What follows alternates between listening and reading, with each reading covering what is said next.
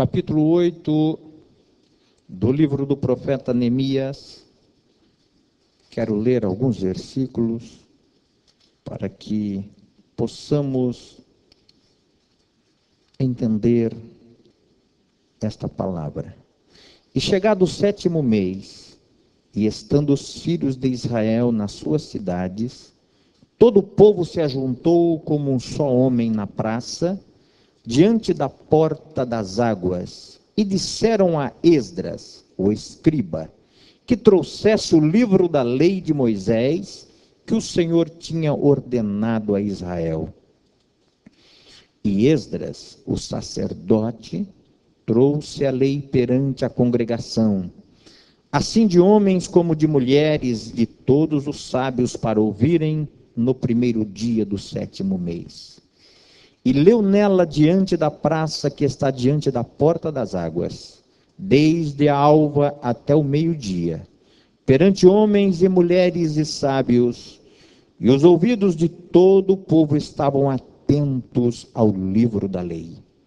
E Esdras, o escriba, estava sobre um púlpito de madeira, que fizeram para aquele fim, e estavam em pé junto a ele, e a sua mão direita, Matitias e Sema, e Anaías e Urias, e Ilquias e Maacéias, e a sua mão esquerda, Pedaías e Misael e Malquias, Assum, Asbadana, Zacarias e Mesulão. E Esdras abriu o livro perante os olhos de todo o povo, porque estava acima de todo o povo. E abrindo-o, todo o povo se pôs em pé. E Esdras louvou ao Senhor, o grande Deus. E todo o povo respondeu amém e amém, levantando as mãos, e inclinaram-se e adoraram o Senhor com o rosto em terra. Versículo 8. E leram o livro na lei de Deus, e declarando e explicando o sentido, faziam-se lendo, se entendesse. E Neemias, que era o Tirzata, e o sacerdote Esdras, o escriba, e os levitas, que ensinavam ao povo, disseram a todo o povo: este dia é consagrado ao Senhor, vosso Deus, pelo que não vos lamenteis, nem choreis, porque todo o povo chorava ouvindo as palavras da lei. Disse-lhe mais: ide, comei as gorduras, e bebei as doçuras, e enviai porções aos que não têm nada preparado para si, porque este dia é consagrado ao nosso Senhor. Portanto, não vos entristeçais, porque a alegria do Senhor é a vossa força. E os levitas fizeram calar todo o povo, dizendo: calai-vos, porque este dia é santo, por isso não vos entristeçais. Então todo o povo se foi a comer e a beber, e enviar porções e a fazer grandes festas, porque entenderam as palavras que lhes fizeram saber. Queridos, aqui traz uma história linda de um jovem que estava no palácio do rei Artaxerxes, este jovem por nome de Neemias. E este moço estava servindo o rei, era copeiro do rei, e ele recebe um certo dia seus irmãos, parte da sua família, e vieram dizer a ele o lamento, a tristeza que estava vivendo o povo em Jerusalém. Jerusalém havia sido destruída, seus muros estavam fendidos, derrubados, portas queimadas, o povo vivendo por uma miséria muito grande, muitos haviam saído, estavam exilados em outras nações, e Jerusalém estava vivendo um momento difícil. Mas quando Neemias recebe essas informações, a Bíblia diz que ele reagiu diante daquela situação, diante daquelas informações tristes que o povo estava vivendo. Terra da sua família, terra dos seus pais, e a miséria tomando conta daquela nação. Neemias, então, ele começou a fazer algo. Diante daquela situação, ele começou a falar com Deus. A Bíblia diz que ele pôs-se o rosto em terra e começou a falar com o Senhor. Pedir a Deus misericórdia por aquela nação. Começou a pedir a Deus e confessar pecados daquele povo. Começou a apresentar a Deus a situação pecaminosa que estava vivendo o povo de Israel ali em Jerusalém. E o castigo de Deus, o juízo de Deus sobre aquele povo, era a resposta, o retrato daquela vida pecaminosa que o povo estava vivendo. Porém, ele começa a apresentar essa situação ao povo, a Deus, e pedir misericórdia ao Senhor. Pedir também uma oportunidade para ir até Jerusalém e fazer alguma coisa. E ele assentou no coração que ele precisava ir até ali, para pelo menos estender as mãos àquele povo de Israel e reconstruir os muros que haviam sido derrubados e as portas queimadas. Naquela época, os muros de uma cidade simbolizava muito para o povo, porque era a segurança do povo de uma cidade. As cidades eram cercadas por muros reforçados, e aquilo garantia para o povo daquela cidade segurança, abrigo contra os inimigos que sempre intentavam contra o povo de Israel. E era histórico, as grandes potências mundiais, as grandes cidades eram todas cercadas. Nínive, por exemplo, quando Jonas ouviu um chamado para ir a Nínive, ele teve medo, porque ele conhecia a história de Nínive. Nínive era uma cidade forte, um exército grande. A história diz que Nínive, os muros de Nínive eram tão largos que poderiam 4 carros de guerra passear em volta das muralhas de Nínive. Então aquilo trazia uma segurança para a cidade, para o rei, para os governantes, quando as cidades estavam muradas. Israel estava agora numa situação calamitosa. Os muros haviam sido derrubados. Então, Neemias, pedindo a Deus misericórdia e graça, e alcançando benevolência diante do rei, ele vai até Israel, até Jerusalém, e começa a reconstruir os muros. Vocês conhecem essa história?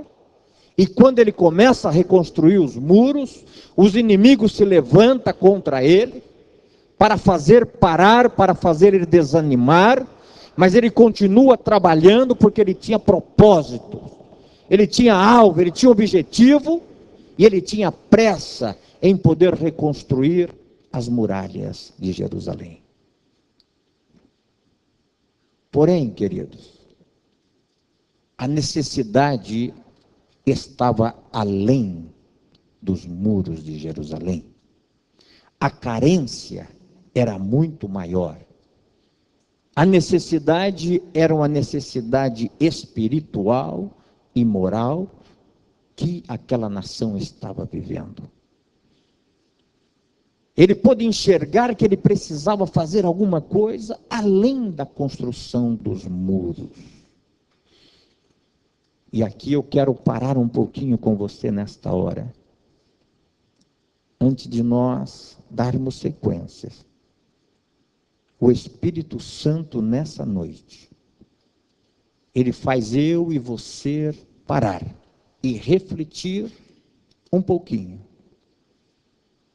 Naquela época, eram os muros de Jerusalém que precisavam ser edificados. Mas nessa noite, o Espírito Santo, ele está falando comigo e com você, que existem alguns muros na nossa vida que precisa ser reconstruído. Eu não sei qual é o muro que está caído na sua vida, que o Espírito Santo nessa noite começa a falar com você, que esta é a noite de você começar a colocar os primeiros tijolos para começar a reconstruir o muro da sua vida espiritual. Quem sabe é o muro da oração que você precisa levantar na sua vida. Quem sabe esse muro caiu, está derrubado, as portas estão fendidas. Ontem nós estivemos aqui numa abençoada vigília, muita gente, essa casa estava lotada, e o Espírito Santo agiu de uma forma gloriosa nesta casa. Era de madrugada e o povo estava buscando a Deus, adorando a Deus. E podemos sentir uma ação muito forte do Espírito Santo neste lugar. Mas quantas pessoas que o muro da oração já está caído na sua vida? E o Espírito Santo nessa noite está dizendo, sem oração, você está inseguro. Sem oração, o teu lar está inseguro. Você precisa reconstruir esse muro com urgência, porque este muro é a base da estrutura do teu lar, do teu casamento, da tua vida, dos teus negócios. Levanta novamente este muro que caiu e volte a buscar ao Senhor. O profeta Isaías escreveu dizendo, buscai o Senhor enquanto é tempo. Nós estamos vivendo um momento, meus irmãos, que mais do que nunca precisamos estar aos pés do Senhor. Mais do que nunca precisamos estarmos buscando a face do Senhor, apresentando as nossas famílias, apresentando a nossa vida.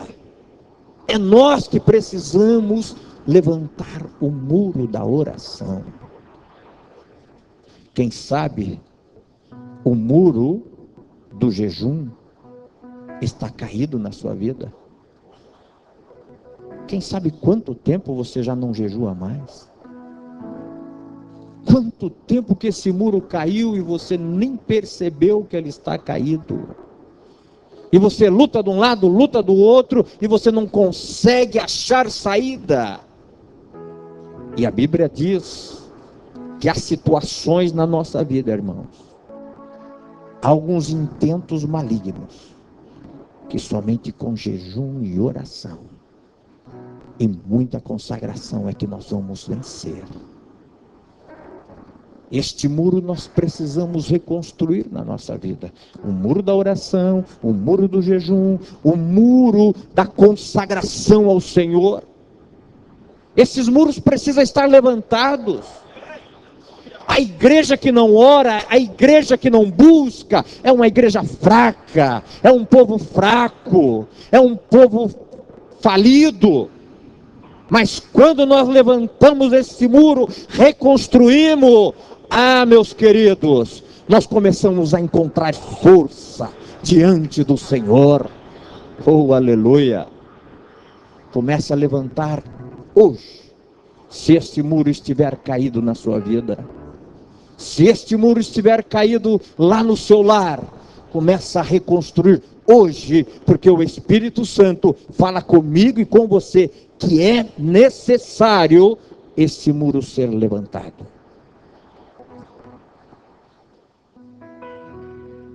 Quem sabe o muro da pacificação, eu disse já no início, que este muro muitos perderam.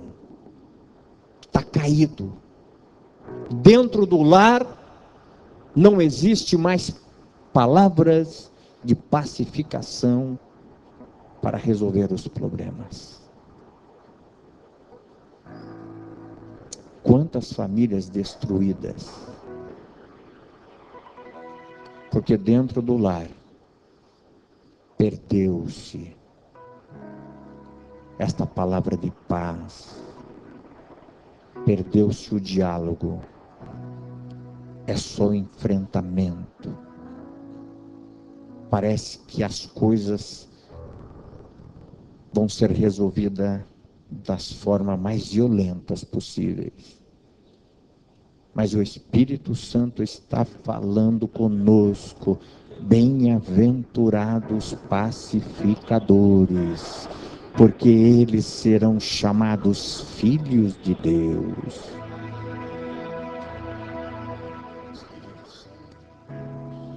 Quando você não tem esta graça, o teu lar perde a essência de um lar cristão.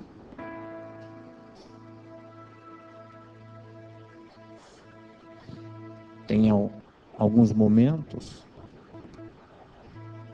que alguns membros da nossa igreja, eles perdem a essência do Espírito Santo.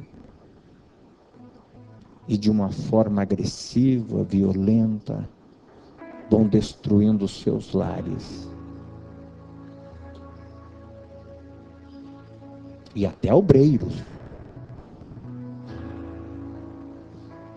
E você não mata só na violência corporal. Você mata também na violência, atingindo moralmente, através da língua, da palavra, ferindo os corações, ferindo as pessoas. Você vai matando, você vai destruindo. Esses dias eu falava com uma pessoa e ela dizia: pastor, meu marido, além de me atingir de uma forma violenta, da forma que ele fala comigo, às vezes até uns empurrão ele me dá e me derruba, machuca. Eu disse para ela: filha, você esqueceu da lei Maria da Penha? Que para os violentos, mas o que é isso, pastor? Não, para os violentos também tem a Maria da Penha. E também é meio vice-versa, viu? Esses dias me falaram: pastor, eu acho que precisa também fazer a lei do Zé da Penha. Porque tem umas mulheres que estão batendo em marido.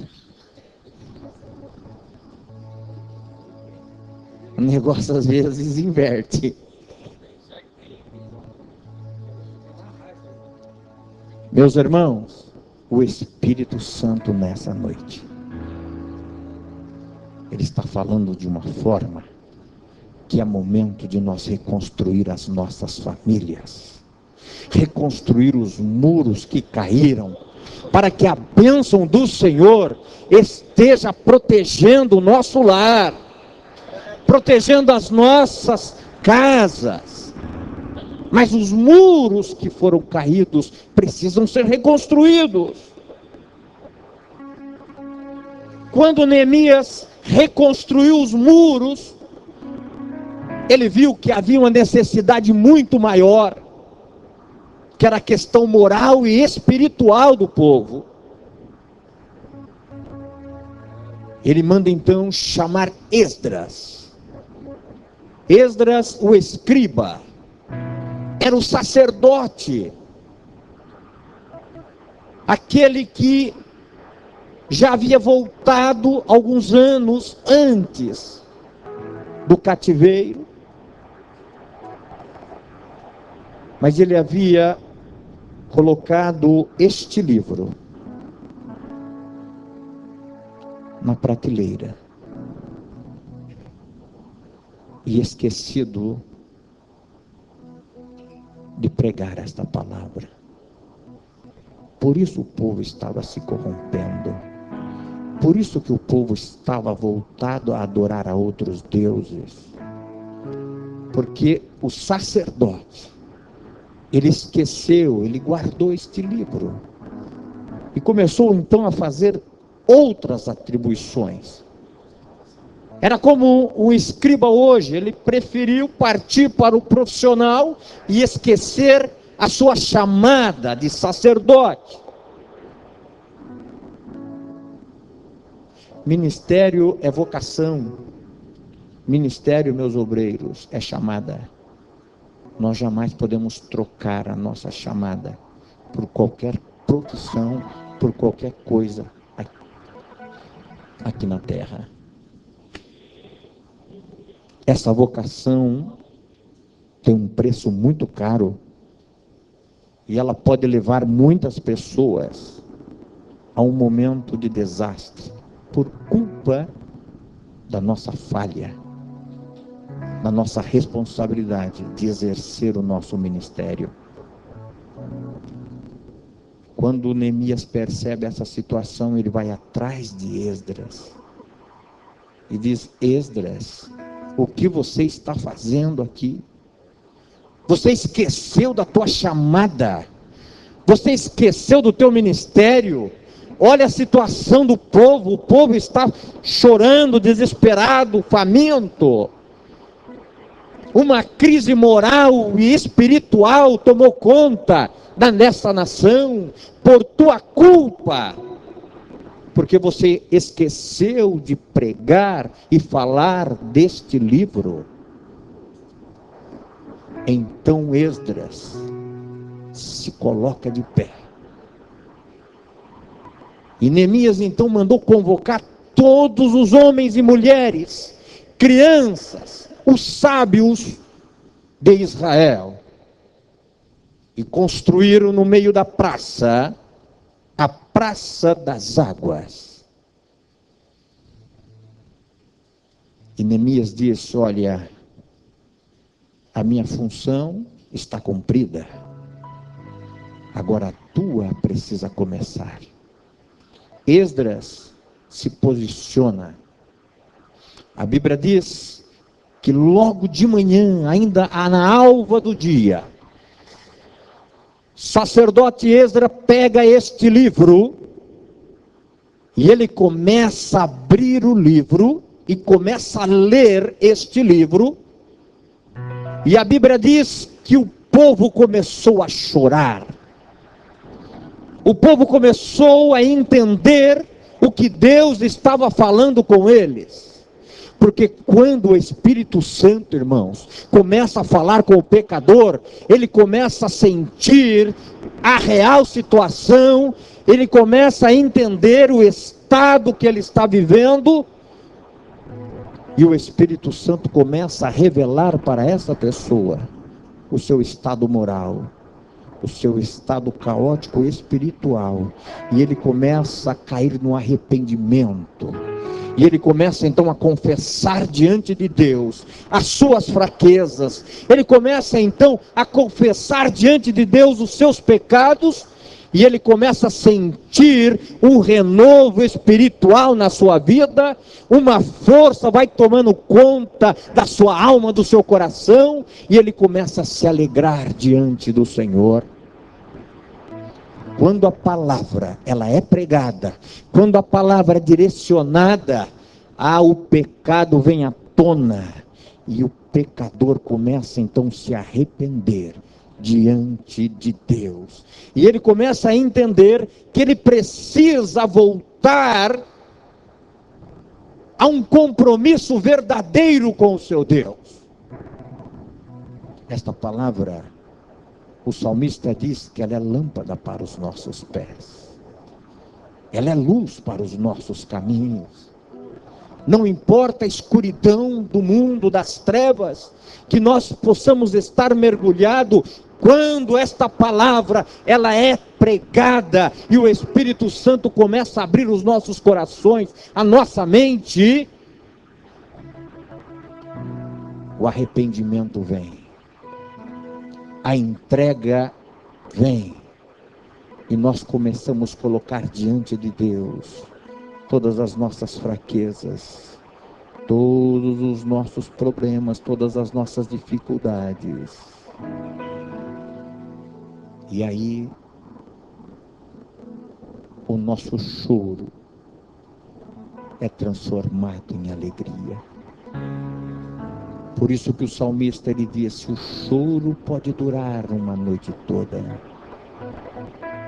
mas a alegria ela vem pela manhã. Esta alegria só virá se nós entendermos a voz do Espírito Santo. Esta alegria só virá quando nós nos arrependermos das coisas que estamos fazendo, que está desagradando ao Senhor, e voltarmos para Deus.